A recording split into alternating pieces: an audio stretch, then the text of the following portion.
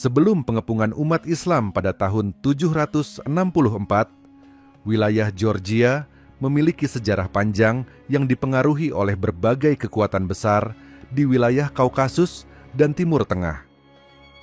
Berikut adalah gambaran umum sejarah Georgia sebelum periode tersebut.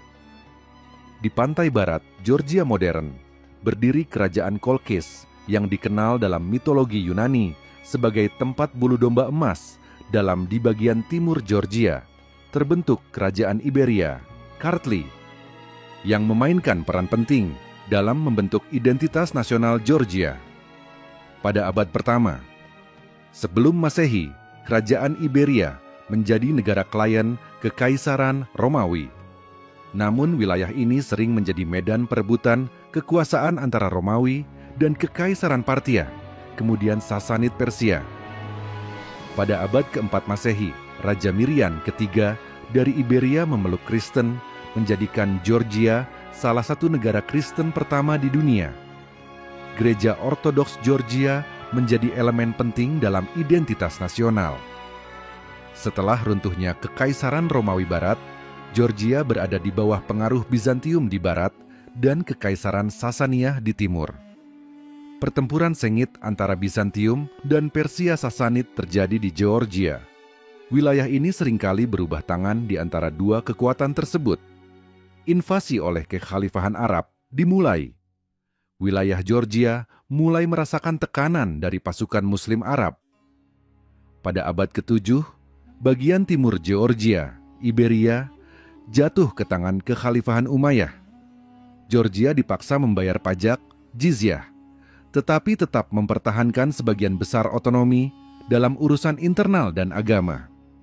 Di sisi barat, wilayah Kolkis masih mempertahankan kemerdekaannya dengan hubungan yang lebih erat dengan Kekaisaran Bizantium. Pada pertengahan abad ke-8, Kekhalifahan Abbasiyah menggantikan Umayyah dan memperkuat kendali mereka di Kaukasus. Tahun 764, umat Islam mulai mengepung wilayah utama Georgia, kemungkinan Tbilisi atau kota besar lainnya, dalam upaya untuk memperkuat kekuasaan mereka di kawasan tersebut.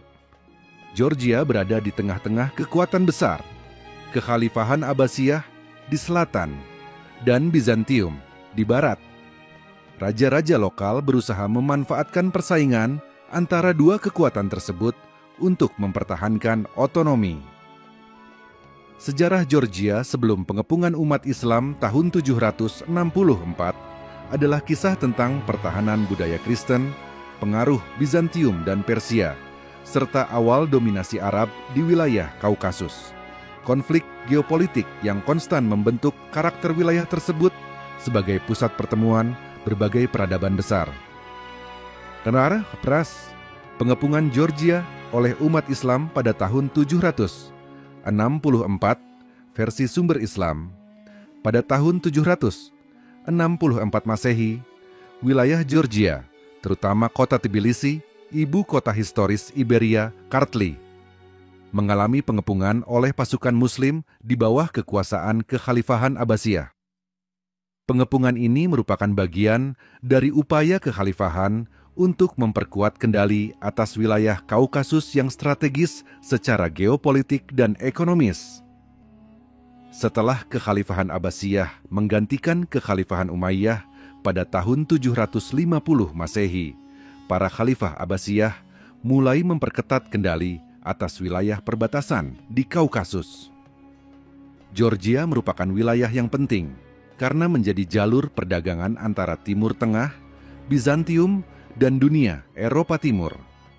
Kota Tbilisi, disebut Tiflis dalam sumber-sumber Arab, menjadi pusat penting dalam perdagangan dan strategi militer. Pada tahun 764 Masehi, pasukan Abbasiyah yang dipimpin oleh Sulaiman bin Yazid, seorang gubernur Abbasiyah di wilayah Kaukasus, melancarkan kampanye militer besar untuk menaklukkan wilayah Kartli dan memperketat kontrol atas Tbilisi. Pasukan Muslim mengepung kota, memotong jalur pasokan, dan melakukan serangan sporadis untuk memaksa kota menyerah. Penguasa lokal Georgia dan penduduk Kristen melakukan perlawanan sengit. Dukungan dari Kekaisaran Bizantium terbatas, karena Kekaisaran sedang menghadapi masalah internal dan ancaman dari bangsa lain. Setelah pengepungan panjang dan perlawanan keras dari pihak Georgia, Tbilisi akhirnya jatuh ke tangan pasukan Muslim. Pemerintahan Abbasiyah di Tbilisi. Abbasiyah mendirikan pemerintahan yang diawasi oleh seorang amir, gubernur Muslim. Kota Tbilisi menjadi bagian dari wilayah kekuasaan Kekhalifahan Abbasiyah dan dikenal sebagai pusat administratif dan komersial di Kaukasus. Penduduk Kristen diizinkan untuk tetap menjalankan agama mereka dengan syarat membayar jizyah, pajak bagi non-Muslim sesuai dengan hukum Islam. Tbilisi berkembang menjadi kota kosmopolitan di bawah kendali Abbasiyah dengan masjid-masjid besar dan pusat perdagangan yang makmur. Pengaruh budaya Islam mulai terlihat dalam seni, arsitektur, dan kehidupan sehari-hari di wilayah tersebut. Wilayah Georgia tetap menjadi daerah yang sering bergejolak, dengan pemberontakan berkala melawan otoritas Abbasiyah. Dalam catatan sejarawan Muslim seperti Al-Tabari dan Ibn Al-Athir, pengepungan dan penaklukan Tbilisi digambarkan sebagai kemenangan penting bagi Kekhalifahan Abbasiyah dalam mengamankan perbatasan utara mereka. Penaklukan ini sering disebut sebagai bagian dari jihad melawan wilayah non-Muslim di utara Kekhalifahan. Penduduk Kristen disebutkan diperlakukan sesuai dengan prinsip dhimmi dalam hukum Islam yang menjamin perlindungan dengan syarat membayar pajak khusus. Pengepungan Georgia pada tahun 764 Masehi menandai titik penting dalam hubungan antara Kekhalifahan Abbasiyah dan kerajaan-kerajaan Georgia. Meskipun Georgia tidak sepenuhnya berada di bawah kendali langsung, Kekhalifahan, pengaruh Islam, tetap bertahan di kawasan itu selama beberapa abad berikutnya, terutama di kota Tbilisi. Bukan berapa kondisi Georgia pada pengepungan oleh umat Islam tahun 764 versi sumber Islam. Pengepungan wilayah Georgia, Kartli, Iberia oleh pasukan Kekhalifahan Abbasiyah pada tahun 764 Masehi menggambarkan situasi yang kompleks di wilayah Kaukasus. Dari sudut pandang sumber-sumber Islam, kondisi Georgia saat itu dapat diuraikan dalam beberapa aspek berikut. Sebelum pengepungan, Georgia terbagi menjadi beberapa kerajaan kecil dan kepangeranan, termasuk Kartli, Iberia, di timur dan Abkhazia di barat. Meskipun memiliki raja-raja lokal, sebagian besar wilayah Georgia berada di bawah pengaruh dua kekuatan besar, Kekaisaran Bizantium di barat dan Kekhalifahan Abbasiyah di selatan. Penguasa Kartli saat itu berada dalam posisi yang sulit, mencoba menjaga otonomi sambil menghadapi tekanan dari Abbasiyah dan Bizantium. Beberapa sejarawan Muslim seperti Al-Tabari menyebut adanya perpecahan internal di kalangan penguasa Georgia yang dimanfaatkan oleh Abbasiyah untuk memperluas pengaruh mereka. Sebagian besar penduduk Georgia memeluk agama Kristen Ortodoks sejak abad keempat Masehi. Gereja Ortodoks Georgia memainkan peran penting dalam menjaga identitas nasional. Masyarakat Georgia terbagi ke dalam kelas-kelas sosial yang kuat, dengan bangsawan feodal yang memegang kekuasaan besar atas tanah dan penduduk petani. Sebelum pengepungan, beberapa wilayah Georgia sudah berada di bawah pengaruh Abbasiyah dan membayar jizyah sebagai tanda tunduk kepada kekuasaan Muslim. Namun, resistensi terhadap pemerintahan Muslim masih cukup kuat. Sumber-sumber Muslim menggambarkan penduduk Georgia sebagai orang yang berani dalam pertempuran, religius, dan memiliki kebanggaan nasional yang kuat. Georgia memiliki posisi geografis yang sangat penting sebagai jalur perdagangan antara Asia Tengah, Persia, Bizantium, dan Eropa Timur. Wilayah ini kaya akan hasil pertanian, logam, dan tekstil. Pengepungan menyebabkan gangguan signifikan dalam perdagangan dan kehidupan ekonomi penduduk setempat. Sejarawan Muslim sering menyebut Tbilisi, Tiflis, sebagai kota yang kaya dan makmur, yang menjadi salah satu alasan penting mengapa Kekhalifahan Abbasiyah berupaya menguasainya. Kota-kota besar di Georgia, termasuk Tbilisi, memiliki benteng yang kokoh dan pertahanan alami yang diperkuat oleh medan pegunungan Kaukasus. Tentara Georgia terdiri dari pasukan yang loyal kepada penguasa lokal, tetapi jumlah dan persenjataannya terbatas dibandingkan dengan pasukan Abbasiyah yang lebih terorganisir. Kekaisaran Bizantium tidak dapat memberikan dukungan penuh kepada Georgia karena sibuk dengan ancaman di wilayah lain. Sejarawan Muslim menyoroti ketangguhan pertahanan Tbilisi dan perlawanan keras dari penduduknya meskipun terkepung dalam waktu yang lama. Penduduk Georgia yang mayoritas Kristen mempertahankan kota mereka dengan gigih sebagai bentuk perlindungan atas tanah air dan agama mereka. Ada harapan bahwa Bizantium akan mengirim bala bantuan untuk mematahkan pengepungan, meskipun bantuan itu tidak pernah datang dalam skala yang signifikan. Dalam beberapa catatan, semangat juang penduduk Georgia dipuji sebagai berani dan penuh tekad, meskipun pada akhirnya mereka harus menyerah karena pengepungan yang panjang dan kehabisan sumber daya. Setelah pengepungan yang panjang dan penuh penderitaan, pasukan Abbasiyah berhasil merebut Tbilisi. Abbasiyah menunjuk seorang amir, gubernur Muslim, untuk memerintah wilayah tersebut, tetapi beberapa penguasa lokal tetap diizinkan memegang kekuasaan di bawah pengawasan Abbasiyah. Penduduk non-Muslim diharuskan membayar pajak jizyah sebagai bagian dari perjanjian damai. Di bawah pemerintahan Abbasiyah, Tbilisi berkembang sebagai pusat perdagangan dan administrasi penting di wilayah Kaukasus. Dari perspektif sumber Islam, kondisi Georgia pada tahun 764 Masehi, sebelum dan selama pengepungan mencerminkan 1. Kelemahan akibat fragmentasi politik dan keterbatasan militer. 2. Ketahanan sosial dan semangat perlawanan yang kuat. 3. Pentingnya posisi strategis Tbilisi sebagai pusat perdagangan dan administrasi. 4. Dominasi Abbasiyah membawa stabilitas ekonomi, tetapi juga beban pajak bagi penduduk Kristen lokal. Pengepungan ini bukan hanya sekadar peristiwa militer, tetapi juga simbol dari perubahan geopolitik dan integrasi Georgia ke dalam orbit ekonomi dan politik Kekhalifahan Abbasiyah.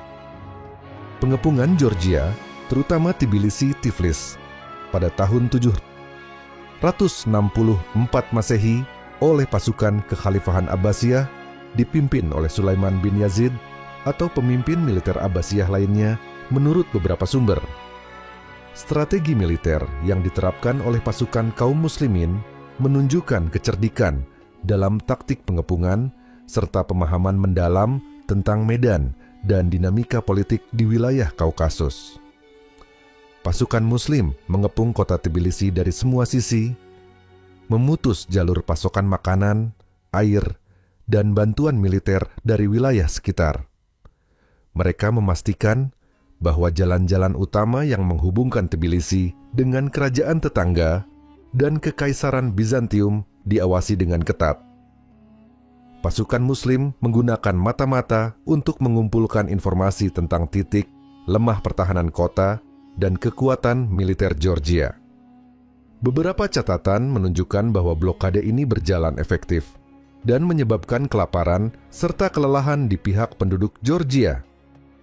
Pasukan Muslim sengaja memperpanjang pengepungan untuk menguras persediaan logistik kota dan melemahkan semangat juang penduduk. Pasukan Muslim melakukan serangan kecil ke titik-titik lemah di tembok kota untuk menguji pertahanan sambil menghindari pertempuran frontal yang merugikan. Pasukan Muslim menggunakan teknologi pengepungan seperti manjanik, ketapel besar, dan ar-raqabah, alat pendobrak gerbang, untuk merusak dinding kota dan membuka celah di benteng pertahanan. Sumber Islam, catatan menunjukkan bahwa mesin pengepungan Abbasiyah memberikan tekanan psikologis dan fisik yang signifikan terhadap penduduk yang bertahan. Sebelum melakukan serangan penuh, pasukan Muslim sering menawarkan perdamaian dengan syarat tunduk kepada kekuasaan Abbasiyah dan membayar jizyah. Ini dilakukan untuk menghindari pertumpahan darah yang berlebihan. Penyebaran informasi tentang kekuatan militer, kekhalifahan Abbasiyah, dan hukuman bagi kota yang menolak tunduk sering digunakan sebagai taktik untuk mematahkan moral penduduk. Abbasiyah mencoba membangun hubungan dengan kelompok-kelompok kecil atau pemimpin lokal yang mungkin bersedia berpihak kepada mereka untuk memperlemah kohesi pertahanan Georgia. Strategi ini tercatat sebagai bagian penting dari kampanye Abbasiyah dalam menghadapi wilayah yang kuat secara militer tetapi terpecah secara politik. Jenderal Muslim seperti Sulaiman bin Yazid dikenal karena keterampilan taktis dan kemampuannya dalam mengatur pasukan. Tentara Abbasiyah terdiri dari berbagai suku dan bangsa, Arab, Persia, Turki, yang masing-masing memiliki keahlian tempur spesifik seperti pemanah, kavaleri, dan infanteri berat. Kavaleri ringan Muslim digunakan untuk memblokir bala bantuan dan memutus jalur komunikasi musuh. Penekanan pada disiplin, kepatuhan pada pemimpin, dan koordinasi antar unit militer diakui sebagai keunggulan pasukan Muslim dalam kampanye ini. Abbasiyah memahami bahwa Georgia saat itu tidak bersatu penuh dan memiliki konflik internal antara penguasa lokal. Pasukan Muslim menggunakan taktik provokasi untuk memecah perhatian garnisun Georgia dan memancing kesalahan strategis. Taktik ini dianggap berhasil karena pasukan Abbasiyah mampu meredam serangan balasan dan menjaga fokus pada pengepungan. Setelah pengepungan panjang yang berhasil melemahkan pertahanan kota, pasukan Abbasiyah melancarkan serangan besar dari beberapa arah untuk memecahkan garis pertahanan. Celah di dinding benteng atau gerbang yang rusak akibat serangan mesin pengepungan menjadi titik fokus serangan akhir. Setelah berhasil menerobos pertahanan, pasukan Muslim membersihkan sisa-sisa perlawanan di dalam kota. Penaklukan ini sering digambarkan sebagai kemenangan strategis yang diraih melalui kombinasi pengepungan yang ketat, kesabaran, dan serangan yang terorganisir dengan baik. Abbasiyah menunjuk seorang amir untuk memerintah Tbilisi dan wilayah sekitarnya. Penguasa lokal masih diberi hak untuk memerintah dengan syarat tunduk pada kekuasaan kekhalifahan. Penduduk non-Muslim diperintahkan untuk membayar jizyah, tetapi keamanan dan kebebasan beribadah dijamin. Strategi militer pasukan kaum muslimin dalam pengepungan Georgia pada 764 Masehi mencakup 1. Blokade total untuk memutus suplai logistik dan bantuan. 2. Pengepungan jangka panjang yang bertujuan menguras sumber daya lawan. Ketiga, penggunaan mesin pengepungan untuk melemahkan pertahanan. Keempat, taktik diplomasi untuk mengurangi perlawanan. Kelima, eksploitasi kelemahan internal dan perpecahan politik di pihak musuh. 6. Serangan akhir yang terkoordinasi dan mematikan. Penaklukan ini menunjukkan efektivitas strategi Abbasiyah dalam menghadapi musuh yang kuat dan terlindungi oleh benteng kokoh, serta medan yang sulit. Setelah pengepungan dan penaklukan Tbilisi, Tiflis, oleh pasukan kekhalifahan Abbasiyah pada tahun 764 Masehi, kondisi Georgia mendapat perhatian dari sejumlah ilmuwan Muslim dan ulama Islam. Mereka melihat wilayah tersebut tidak hanya sebagai daerah yang penting secara strategis dan ekonomi, tetapi juga sebagai wilayah yang memiliki keragaman budaya dan agama yang menarik. Al-Tabari mencatat penaklukan Tbilisi sebagai pencapaian penting Abbasiyah dalam memperluas kekuasaan di Kaukasus. Al-Tabari menggambarkan bagaimana pemerintahan Muslim di Tbilisi membawa stabilitas ekonomi dan keteraturan administratif.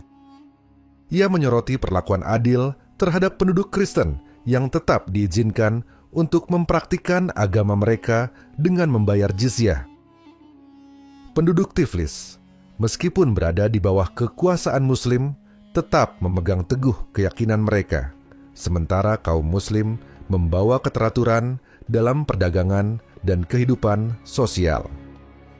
Al-Baladuri dalam karyanya Futuh al-Buldan menjelaskan penaklukan ini sebagai bagian dari jihad dan upaya menegakkan keadilan di wilayah-wilayah yang dikuasai Muslim. Al-Baladuri menekankan bahwa Tbilisi menjadi pusat perdagangan penting di bawah kekuasaan Abbasiyah, menarik pedagang dari berbagai wilayah. Ia menyebut bagaimana perjanjian damai dengan penduduk Kristen dijaga dengan konsisten. Setelah penaklukan Tiflis, perdagangan dan keamanan berkembang pesat di bawah perlindungan khalifah, dan penduduknya menjalankan kehidupan mereka dalam ketenangan. Dalam kitabnya Al-Ahkam Al-Sultaniyah, Al-Mawardi menekankan pentingnya keadilan dalam pemerintahan daerah taklukan. Al-Mawardi menyatakan bahwa pajak jizyah harus dipungut dengan adil, tanpa pemaksaan atau penyalahgunaan kekuasaan. Imam Al-Mawardi menegaskan bahwa kaum Zimmi, non-Muslim yang membayar jizyah, memiliki hak perlindungan penuh di bawah pemerintahan Muslim. Hak-hak kaum Zimmi di bawah kekuasaan Muslim adalah kewajiban yang harus dipenuhi oleh pemerintah, sebagaimana mereka memenuhi kewajiban membayar jizyah. Ibn Taimiyah dalam fatwa-fatwanya menyebut bahwa daerah seperti Tbilisi yang memiliki penduduk non-Muslim harus dipimpin dengan prinsip keadilan Islam. Ia menekankan bahwa keamanan dan stabilitas adalah prioritas dalam pemerintahan Muslim di daerah yang memiliki perbedaan agama dan budaya. Sebuah wilayah di mana umat Muslim dan non-Muslim hidup berdampingan harus diperintah dengan prinsip-prinsip keadilan dan perlindungan yang dijamin oleh syariat. Para ilmuwan Muslim seperti Ibn Khaldun menyoroti bagaimana Tbilisi berkembang menjadi pusat perdagangan dan persinggahan penting di jalur perdagangan antara Timur Tengah, Bizantium, dan Eropa. Georgia, khususnya Tbilisi, menjadi bagian dari sistem ekonomi kekhalifahan dengan pajak dan hasil bumi yang berkontribusi pada perekonomian Abbasiyah. Wilayah yang dikuasai dengan keadilan akan menjadi pusat kemakmuran, sebagaimana Tbilisi yang menjadi bagian penting dari perdagangan di bawah kekhalifahan Abbasiyah. Beberapa ahli militer Muslim mencatat bahwa Georgia menjadi benteng pertahanan utara kekhalifahan Abbasiyah. Abbasiyah menempatkan garnisun militer di Tbilisi untuk memastikan keamanan dan mencegah pemberontakan. Catatan militer Muslim menyatakan bahwa pengelolaan garnisun yang efektif membantu menjaga stabilitas jangka panjang di wilayah tersebut.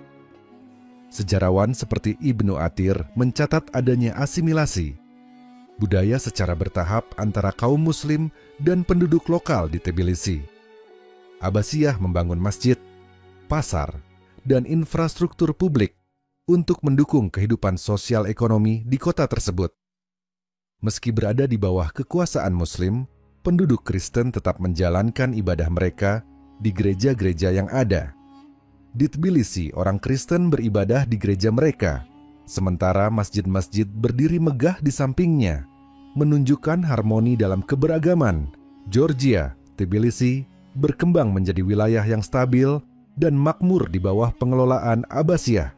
Penduduk Kristen diberi kebebasan beribadah dengan syarat membayar jizyah sebagai pusat perdagangan dan pertahanan di Kaukasus. Ilmuwan dan ulama menekankan pentingnya keadilan, perlindungan kaum Zimmi, dan stabilitas sosial. Pandangan ilmuwan dan ulama Muslim tentang kondisi Georgia pasca pengepungan menekankan keadilan dalam pemerintahan, stabilitas ekonomi, dan toleransi agama sebagai prinsip utama dalam pengelolaan wilayah taklukan Kekhalifahan Abbasiyah.